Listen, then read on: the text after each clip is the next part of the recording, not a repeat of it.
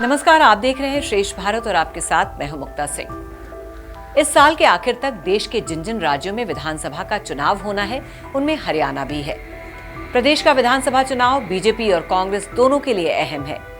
BJP को जहां अपनी सत्ता की साख बचानी है, तो वहीं 10 साल से वनवास झेल रही कांग्रेस को मुख्यमंत्री की कुर्सी पर काबिज होना है। लेकिन चुनाव से पहले हरियाणा कांग्रेस में गुटबाजी चरम पर देखी जा रही है। ऐसा इसलिए कहा जा रहा है क्योंकि हरियाणा विधानसभा चुनाव में टिकट बंटवारे को लेकर कांग्रेस में खींचतान जारी है। इसी बीच कांग्रेस महासचिव और सिरसा से सांसद कुमारी सैलजा ने अब कांग्रेस हाईकमान पर अपने समर्थकों को टिकट देने का दबाव बनाया है। उन्होंने सभी 90 विधानसभा सीटों पर उम्मीदवारों का अलग से पैनल भेजा है, जिसमें राज्यसभा सांसद रणदीप सुरजेवाला का भी नाम शामिल है। कुमारी सैलजा की इस लिस्ट को प्रदेश कांग्रेस में कलह के तौर पर देखा जा रहा है। दरअसल हरियाणा में कांग्रेस में 2 खेमे एक्टिव हैं। एक खेमा पूर्व मुख्यमंत्री भूपेंद्र सिंह हुड्डा का है, वहीं दूसरा खेमा सांसद कुमारी सैलजा और कांग्रेस महासचिव रणदीप सुरजेवाला का है। पार्टी आलाकमान की ओर से तमाम कोशिशें की जा रही हैं, लेकिन इन तीनों के बीच की गुटबाजी को खत्म नहीं किया जा सका। लेकिन अब तक तमाम कोशिशें बेकार रही हैं। दोनों खेमों के नेता अपने अपने समर्थकों को विधानसभा का टिकट देने की पैरवी कर चुके हैं, क्योंकि कांग्रेस में पूर्व मुख्यमंत्री भूपेंद्र हुड्डा मुख्यमंत्री पद के प्रबल दावेदार हैं। इस बीच कुमारी सैलजा और रणदीप सिंह सुरजेवाला भी मुख्यमंत्री पद की लाइन में मजबूत दावेदार हैं। हालांकि कांग्रेस आलाकमान ने अभी तक किसी को भी सीएम फेस नहीं बनाया है, लेकिन कयास लगाए जा रहे हैं कि जिसके पास भी विधायकों का संख्या बल ज्यादा होगा, वही हरियाणा का अगला मुख्यमंत्री बनेगा। इसलिए लोकसभा चुनाव में अच्छे प्रदर्शन के बाद भी हरियाणा में कांग्रेस की टेंशन बढ़ी हुई है।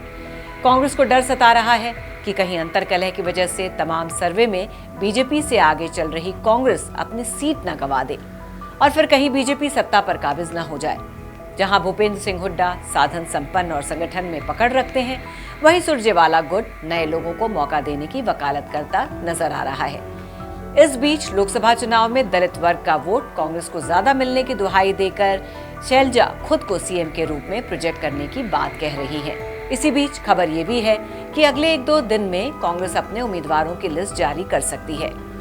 कांग्रेस के 14 फाइनल हुए उम्मीदवारों में सबसे पहला नाम भूपेंद्र सिंह हुड्डा का है, जो राज्य में सांपला किलोई से चुनाव लड़ने वाले हैं।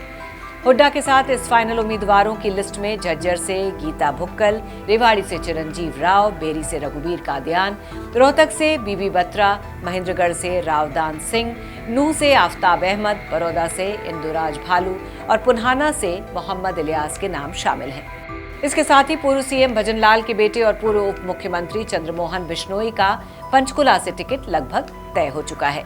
वहीं इस बार कांग्रेस सत्ता विरोधी लहर को भुनाने की जुगत में भी है। इस साल हुए लोकसभा चुनाव में कांग्रेस इसका ट्रेलर पहले ही दिखा चुकी है।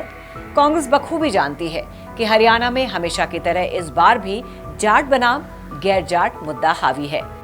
हरियाणा में लगभग 23% जाट बिरादरी है, जो लगभग 35 विधानसभा क्षेत्रों पर अपना प्रभाव रखती है। दलित आबादी का प्रतिशत भी लगभग इतना ही है। खबर है कि कांग्रेस हरियाणा विधानसभा चुनाव में कम जाट उम्मीदवार उतार सकती है, ताकि पंजाबियों से लेकर आहिरों तक के गैर जाट चेहरों को शामिल किया जा सके। ये कदम उत्तर प्रदेश में समाजवादी पार्टी के पीडीए फॉर्मूले से प्रेरित होकर उठाया जा सकता है, जिसने यूपी में भारतीय जनता पार्टी को लोकसभा चुनाव में करारा झटका दिया था। कांग्रेस का अपने उम्मीदवारों की सूची में गैर जाट प्रतिनिधित्व बढ़ाने का मतलब संख्यात्मक रूप से छोटे समुदायों के बीच बीजेपी के असर को कम करना भी है। दरअसल इस असर ने साल 2014 में बीजेपी को हरियाणा की सत्ता पर काबिज होने में मदद की थी, जिसने भूपेंद्र सिंह हुड्डा को लगातार 2 कार्यकाल के बाद मुख्यमंत्री पद से हटा दिया था। खैर, हरियाणा की राजनीति में सत्ता का सेहरा किसके सिर बंधेगा, तस्वीर जल्द साफ हो जाएगी। लेकिन आप क्या सोचते हैं इस खबर के बारे में, हमें कमेंट करके जरूर बताइए। तो फिलहाल के लिए बस इतना ही। बाकी खबरों के लिए देखते रहिए श्रेष्ठ भारत। श्रेष्ठ भारत पर खबरों से जुड़े रहने के लिए चैनल को सब्सक्राइब और लाइक करें, बेल आइकन दबाएं और देखते रहें श्रेष्ठ भारत।